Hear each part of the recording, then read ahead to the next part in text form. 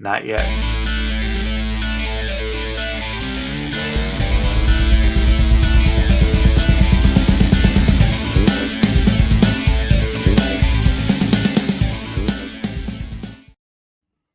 Good evening, good evening, good evening, and welcome to Yma Mat Chat episode number 78. Man, Basic financial skills. We are going to have some fun tonight, and I'm Coach Les, and this is Mr. Yarwood from Yarwood's Martial Arts, and I'm from Less is More Coaching, and we are here to discuss how some of these things support an up-and-coming martial artist, an up-and-coming entrepreneur. And with that, Mr. Yarwood, take it over.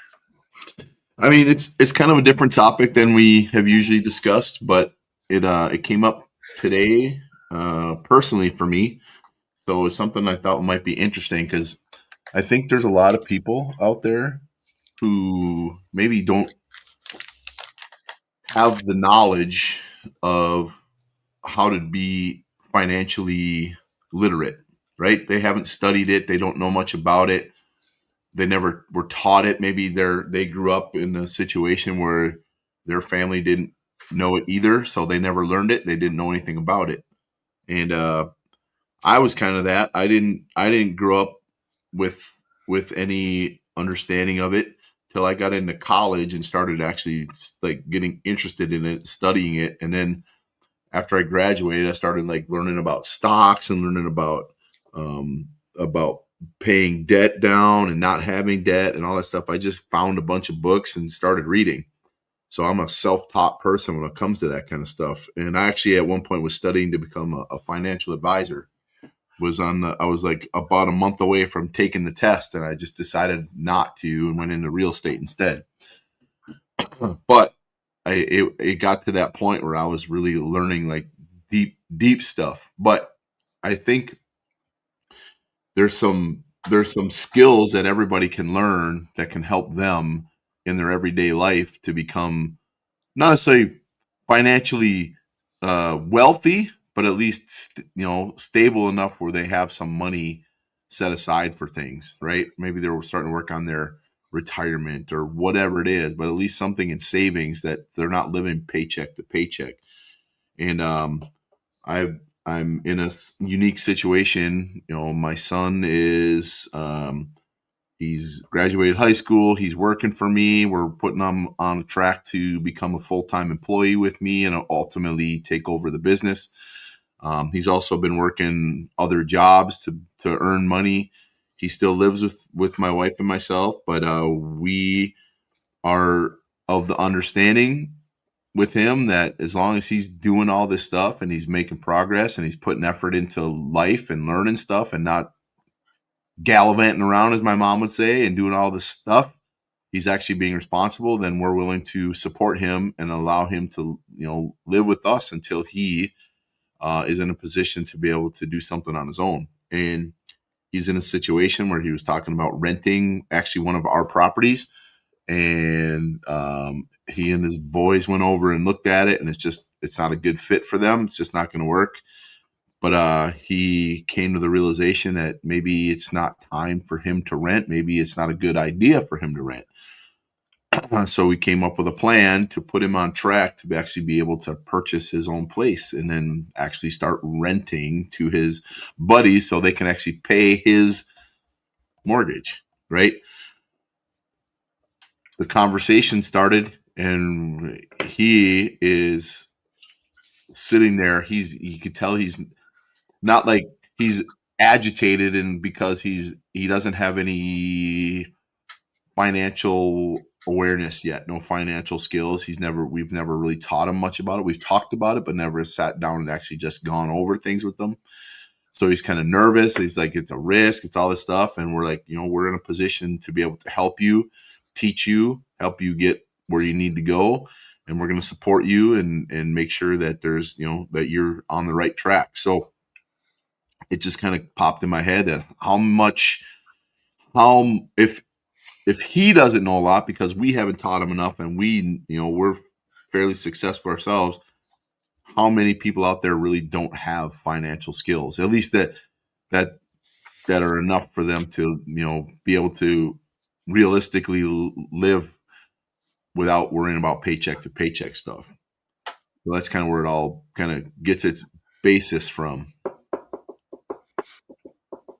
And I think you had an initial hook here, and I was waiting for you to say it. So I'm going to say it. Most people aren't broke because they don't make enough money. They're broke because they don't manage it well. Yep. And here's the crazy thing. You can, and I'm going to see what you say to this when I say it. You can still be living paycheck to paycheck and take 10% and put it into a savings account. And you'll still live paycheck to paycheck. You'll just shift where you were at. Mm-hmm. And yet, yeah, it's about prioritizing your money. Yeah. Yeah, it's one of the things, and it's the first one on our list, is know your numbers. You have to know how much you're getting in, and you know how much goes out. Right? That's your budget. What's your income? What's your outgo? And I would venture to guess that most people don't know. They probably don't even know realistically what they take in. They just get a paycheck put in their bank account, and there's money there. They spend it. Then the next paycheck shows up and they spend it. So they don't really know where it's going. They can't sit and tell you where their bills are. How much do you pay for this? How much do you pay for I don't know. My check covers it, right? So if you don't know that information, then it's hard to do anything else, because there's no way to track anything. There's no way to know what you're spending your money on, where it's going. Are you spending it frivolously? Is it on bills? Where you have no idea. So the first thing you need to do is actually figure out what is your actual income and what are your costs. Where's your money going? What are your fixed expenses? Yep. The things you have to pay for. There's no option, right? And once you get those figured out, whatever's left over is what I guess you call disposable income, right? Most people don't really know a number. They don't have any idea. And it's without those numbers, you can't do anything else. Like the next one, spend less than you make. Well, how do you know how much you're spending if you don't know how much you're making? If you don't track anything, if you just, I got a credit card, I got checks, I can write a check, I can, and they'll cash it. Yeah, they'll take. I must have money. I still have checks. and I still get money every time I cash one. Yeah, so it's like if they don't know, right? It's hard to spend less than you make if you don't know how much you make or how much you spend. So it goes back to the first one. You need to know your numbers. And I guess you call it. And I venture to guess too that when somebody gets a raise, guess what? They spend more. Yeah. Because they have more. Right? So it's just an equal thing. I have more money, I spend more money. I have more money, I spend more money. I just got $1,000 a week raise. Great. Now I spend $1,000 more a week. Well, I mean, it tracks that way, and people don't get that when you live like that, you're not going to ever have anything, right, of any significant value. You're not going to ultimately be able to constantly live the lifestyle you want to live, because eventually you literally will run out of money. And what happens if you lose your job? What happens if you have to take a pay cut? What happens if something medically happens? I mean, there's so many things that can happen that will immediately bankrupt you because you don't have a plan. And it doesn't take much. It's not like you don't necessarily have to be on a wealth track where you're suddenly going to be a millionaire, but you have to be able to figure out how much money can you put away for, I guess the phrase is, for a rainy day. when something happens, right? So you have to have at least like an emergency account that can cover something that comes up that you weren't expecting. That's Dave Ramsey. Yep, I have that written right here, Dave Ramsey. If you don't know who Dave Ramsey is, he's a guy who helps people get out of debt and get on track. And the first thing he says is know your numbers, create a budget. Money in, money out. Know your numbers. And then he's even more brutal than that. He says, get envelopes Yep. And cash. and cash and put your cash into the Yep. envelopes. Yep. And that's all you can spend. And you take those credit cards and cut them up Snip. because you can't use them, especially if you don't know how to use them. And pay off your debt. The snowball, he calls it. Baby Yep. steps. That's baby step 3, I think. Number 1 is emergency account. Number 2, cut your credit cards up. Number 3, snowball. Pay your debts off. Smallest to biggest. But you have to build a budget and know what's coming in and what's going out. So after you figure out what your numbers are, you build a budget. Figure out what your fixed costs are. Amen. And your fixed income. And once you do that, then follow it. Track it. Make sure you're doing it. Take action on it. We talk about that all the time. Take action on what you're doing. If you just say, oh, I'm going to create a budget, and then you don't do it, it ain't going to happen. It's not going to create itself. The money spends itself, it seems. All too quickly. All too quickly. So just figure out, right, and make sure your money is doing something for you, right? That it's actually working for you, whether it be paying your bills, whether it be going into savings, whether it be whatever, right? Don't even worry about investing yet. Worry about getting money saved up and paying down your debts, paying off your bills. Because you don't have money if you have debt. Because you owe somebody something. And that is the fun story.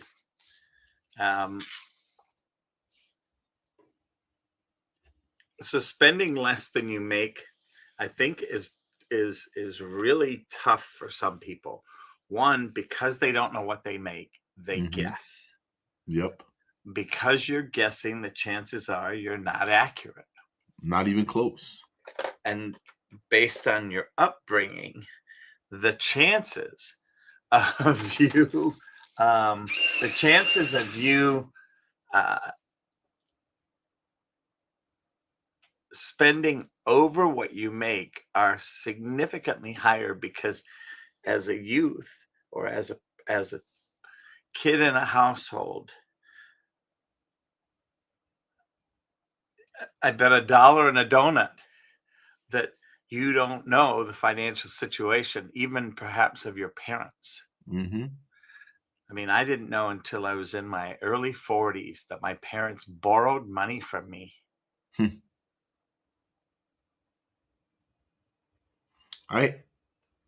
Growing up, I had an inkling because I saw things, right? But I didn't know for sure, but I had like this feeling that things weren't great. I knew we were poor. I thought we were wealthy. I knew we were poor. That much I knew. I thought we were wealthy because we did all these cool things. Yeah. We went on vacations. Yeah. We had a BMW. I went to a private school. Come to find out, everything was paid for by the company because we were living in France and they wanted us to live there. Yeah. And then we moved to the United States, and I thought for sure we were wealthy. We moved into Edina. Had to have money living in Edina. Yeah. Nope, we didn't have anything. I learned, like I said, I learned everything on my own after I got out of college. And I mean, I'm not saying it's right or wrong. I mean, single parent, 2 kids, full-time job, going to school, that's a lot of stuff, right? I'm just saying it was never something that I learned about because I don't think my mom knew much about it, right? Nothing against her. She is an amazing nurse, right? That's what she does. She's not a financial wizard. She's not any of that stuff, right? She's a nurse, so she doesn't necessarily know. And I looked at it from standpoint I didn't want to be like that when I grew up, I guess. Right? I just didn't want to live like that anymore because I experienced it growing up. So I told myself I'm not going to be like that. I don't want to live like this as an adult. So I learned how not to. My wife and I got married debt free. And we've been that way ever since. That's awesome. It really is awesome. Kudos to both of you. And that's why we're trying to teach my son that stuff. Yep. Before it's too late. Put him in a position of winning right off the bat. And we have the knowledge and the means to do that to help him out, and we want to do it. So we get him started the right direction.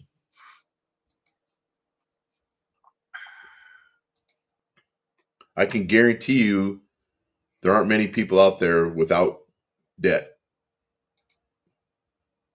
A lot of people have credit cards, multiple, that pay minimum. And when you pay the minimum every month, interest kills you. Absolutely kills you.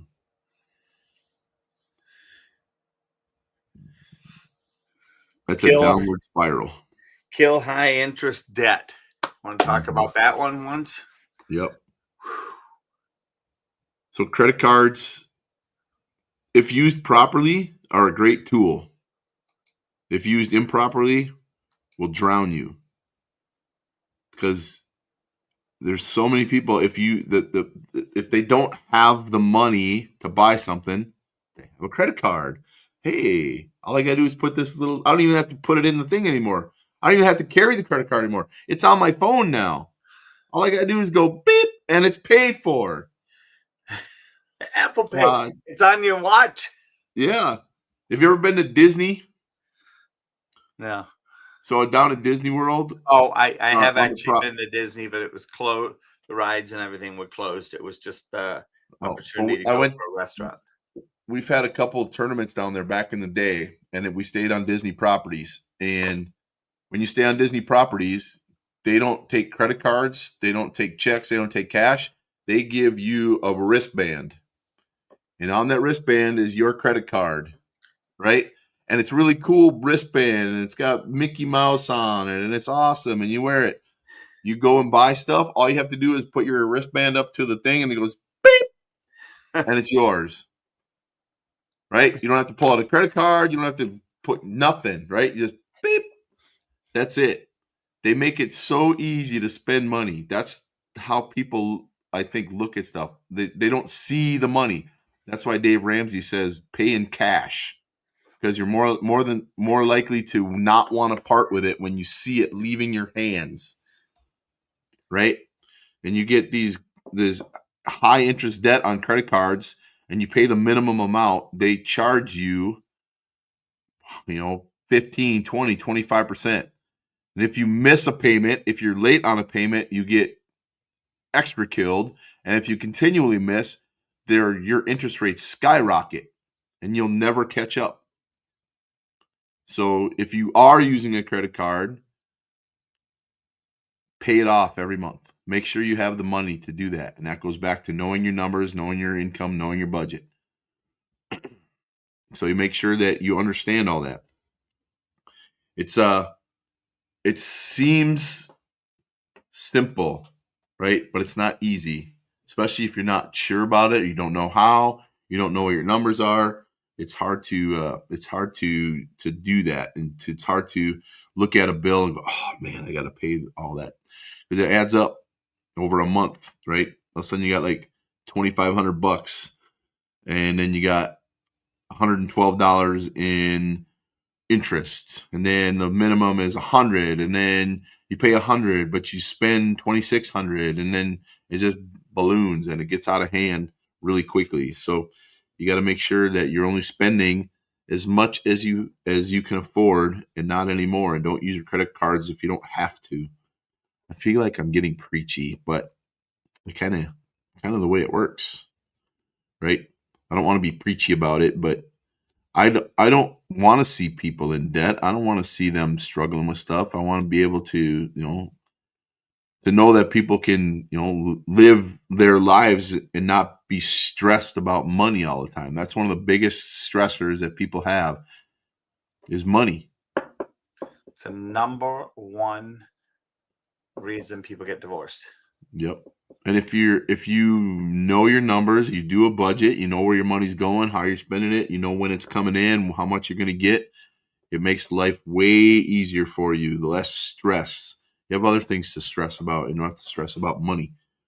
Not that you're going to, not necessarily talking about being wealthy. It's about being able to get your all your stuff paid and still have something left over for a little bit of fun if you want, and not worry about it. So just make sure that you're paying attention to that, and don't have more than one or two credit cards in the first place, because the more you have, the more you spend. The more you spend, the more money you owe. The more money you owe, the worse it gets. It's like Dave Ramsey calls it the snowball when you're paying off your debt, but it also snowballs the other way. And then once you've got all that stuff taken care of, all your debts paid off, then you can start investing, because it doesn't make sense to invest and make 8% return, and then your credit cards are charging you 25%. You're still down 17%. So don't invest until you have the money to invest. Otherwise, you're just digging a hole in a different place. I know people have like 401ks and all that kind of stuff at work. That's different, right? That's coming off the top on your paycheck. So you can, that's something that's a good thing, but don't go doing extra until your debt is gone. All your credit cards, all that stuff, car payments, right? That's another killer. Cars, buying brand new cars or leasing cars, terrible idea. Unless the company's doing it. Well, even still, right? There's still drawbacks and negatives to that too. But it's like, if you're buying a brand new car, it depreciates. That means it loses value immediately. Once it becomes a used car, the value goes down. Unless you're buying like a supercar that is an investment car, but no, if you don't have the money to do anything, you're not gonna be able to afford an investment car in the first place, right? So that $90,000 truck you just bought that you have to pay, $1,100 a month on, or whatever it is, you just killed yourself. Got a nice truck though. Oh, that's great. Got a big giant bill for it too. And if you don't pay it, guess what they do? They repo it. They come take your truck. We're about to look at me trading in my truck and getting a van that can be used for the ice cream. Yep. A work van, and to drive around basically in a billboard. Mm-hmm. And I look at it and I go, here's the thing for me. I had my Mini Cooper. That was my little sports car. It was my dream car from when I was a kid. Didn't buy it new. I bought it slightly used. Drove it for 10 years every summer. It was my summer car, and it was a blast. And I would do it again. And I look, I don't have any ideals like that, really. I mean, if I won the lottery, I might own a nicer car, but I don't have this burning desire to go and put myself into $100,000 debt to buy a Hmm. four-wheel Yep. vehicle. 4 years ago, the car I had previous to the one I have, the past two I've had, I drove them until they couldn't drive anymore. The Yeah. one I had 2 vehicles ago was actually a hand-me-down from my wife. We bought it for her, and I had it for, after she got a different car, I had it for, how long did I have it? 12 years Nice. until it couldn't drive anymore, and I sold it to a guy who fixed cars. It didn't have the money to put into it. It wasn't worth it. And I bought a new car, paid cash for it, drove it until 2022 when I hit a deer and totaled it. So I got the insurance money for it, whatever it was worth at that point. Took the balance out of my account and bought another one brand new, but paid cash. So I don't have any car payments. And I'll drive it until it stops or it dies or it crashes or whatever. But for me, a vehicle, I mean, I really like it. It's a great little car. But I don't need all the bells and whistles. I just need a car to get me where I need to go and back reliably. That's it. I mean, I would love to have a really nice car. That would be awesome, right? All the cool stuff, but it's just I don't have a need for it, right? And I don't want to spend money on something I don't really need. I'm just going to get some fun out of it once in a while, and that's not enough of an incentive for me. I'd rather take that money and invest it somewhere else that's going to make me money, and I can down the road, if I decide I want to buy something nice, I'll do it then. I just don't have any desire for it, right? And I think that's if you look at stuff in that light, do I need it, right? Or do I want it? Those are two different things. And wanting it is fine, but if you can't afford it and you don't need it, don't buy it. But I want something nice. I want a four-wheeler. I want a snowmobile. I want a jet ski. I want a nice boat, blah, blah, blah. Yeah, we all want that stuff, but you put yourself in so much debt, you can't really enjoy it because you're worried about having to pay for it. And if you Well, don't pay for it, guess what happens? it gets repoed. They come and take it. And the interesting thing on all of this, right, is I think a lot of times people don't realize all of the expenses associated. Right, it's not just buying a new truck. Yep. If it were that, more people would be able to do it. Yep. The difficulty is that it's expensive tabs, Yep. expensive insurance, and it's got to be, there's no choice. It's got to be full coverage. Yep. And some people even, some companies even say it's got to be gap, which is that insurance that pays the gap between how much you owe Yep. and what it's actually worth. Yep. Because in the first year, if you were to try and sell a car that you bought, the chances are you couldn't get enough money for it. Yep. And that's not all the time. I know that.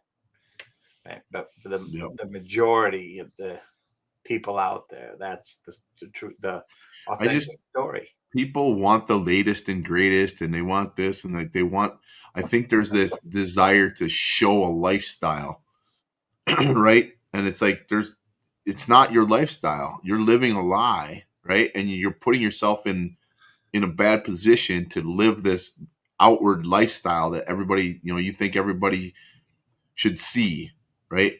And in secret, you're drowning in debt.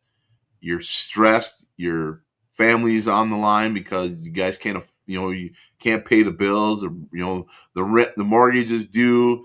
The lights are getting ready to get turned off. It's summer, so gas is getting turned. Who knows, right? There's so many issues that happen when you don't have the funds to be able to pay for necessities, right?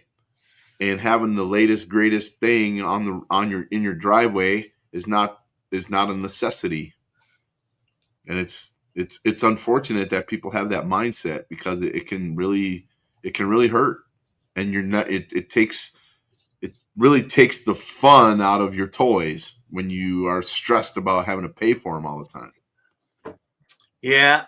And, and there are people out there that can afford it, right? Well, go Yep. buddy up with them and use their toys. Yeah.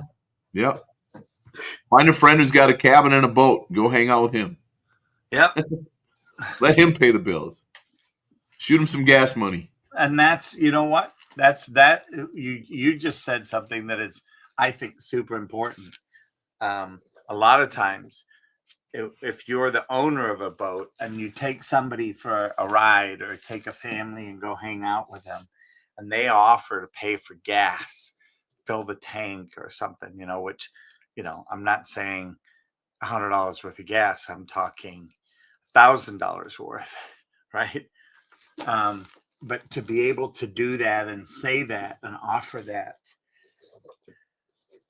a lot of boat owners are super grateful, super grateful, because people just don't do that.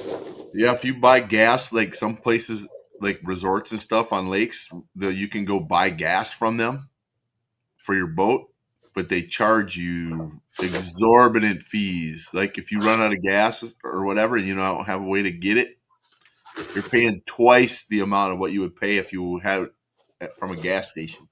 Because they can. Because they can. You're a captive audience. Oh, you need gas for your boat? Oh, okay, here you go. $12 a gallon. Convenience. Yep. Just pull up to the dock. We'll take care of you. So funny. Go ahead. I just think it's important for people to really take seriously their financial situation and get themselves in a better spot, right? It's going to take time, because it didn't happen overnight that you're in your position, right? So it's going to take time to get out of it. But if you focus on it, pay attention, have a plan, like we talked about last week, right? You have a plan to get where you need to go, have the discipline, take action. Everything else you do, same thing with your money. Make sure that you're paying attention to your numbers. You're paying attention to what your income is, what your outgo is, what your bills are, what you should buy and what you want to buy. Those are two different things. And just know your numbers. I'm not saying, you got to be a miser or a frugal, but the only way you're going to be in a better position to even start to think about becoming wealthy or even, comfortable is, you got to take action on it. And with that, money isn't complicated. Money isn't complicated. Discipline is. Master the basics, stay consistent, and you'll outperform most people. Yep.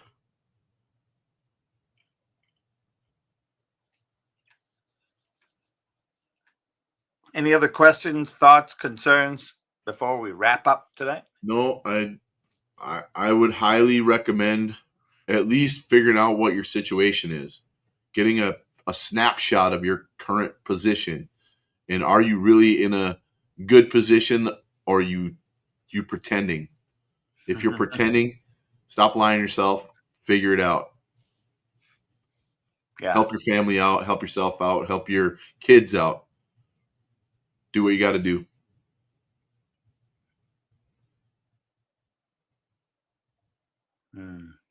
And I would contemplate speaking to a financial advisor.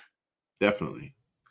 I mean, I know we didn't put that down, and if you want a recommendation, reach out to Mr. John or myself, and we have a list.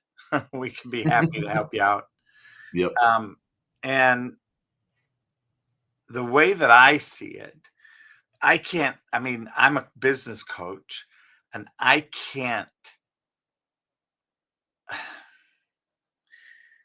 would find it very ineffective to live without one. Yep.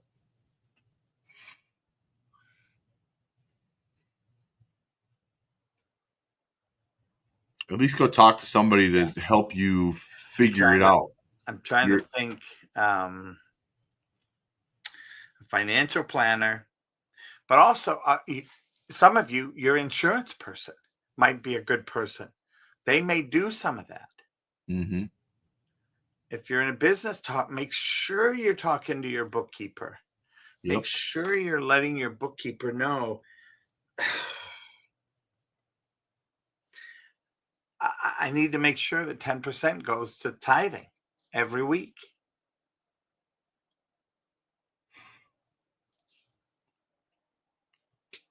Now what? Right. So I look forward. I think um, if we have an opportunity, and we next week we should look at um,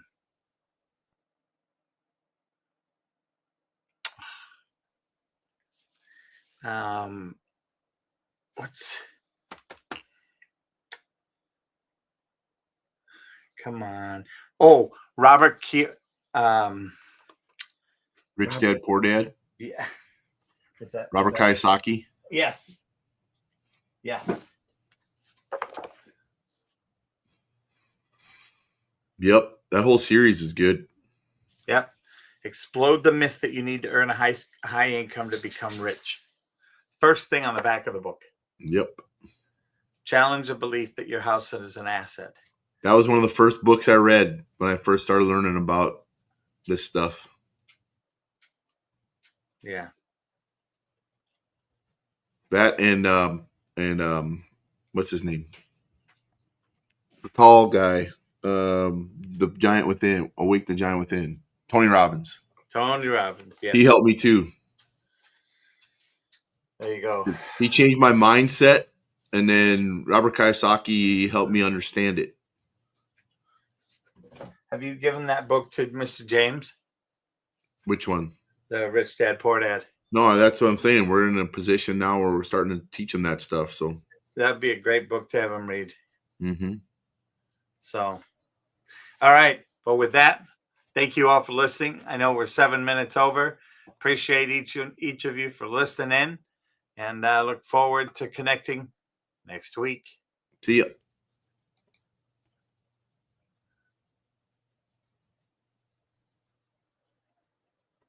Come on. Come on.